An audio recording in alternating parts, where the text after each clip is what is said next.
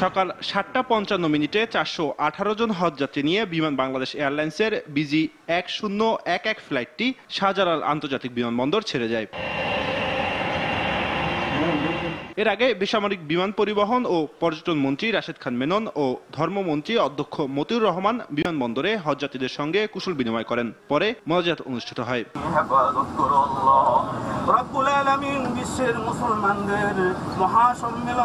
পবিত্র হজ পালনের সুযোগ পেয়ে হজযাত্রীরা আল্লাহর কাছে শুকরিয়া জানান। মুসলিম উম্মার জন্য দোয়া করব যাতে আল্লাহ সুবহানাহু ওয়া তাআলা মুসলিম উম্মার প্রতি শান্তি সমৃদ্ধি দান করেন। দেশের সবার জন্য দোয়া করব, মুসলিম উম্মার জন্য দোয়া করব, দেশের সমৃদ্ধির জন্য দোয়া করব, আপনাদের সবার জন্য দোয়া করব। অত্যন্ত আলহামদুলিল্লাহ, আমরা অত্যন্ত খুশি, আল্লাহ আমাদের তৌফিক দান করেছে, আমরা দেশবাসীর জন্য দোয়া করব।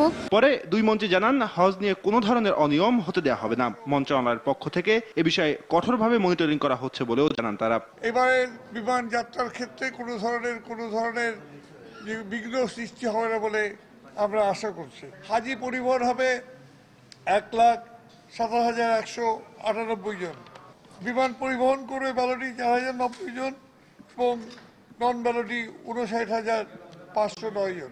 আমি তাদের স্পেসিফিকেশন দিয়েছি, সেই অনুযায়ী হবে এবং আমাদের স্ট্যান্ডিং কমিটির সভাপতি হারুন সাহেবের উপর এটা দায়িত্ব দেওয়া হয়েছে, তিনি এটা কন্ডাক্ট করতেছেন।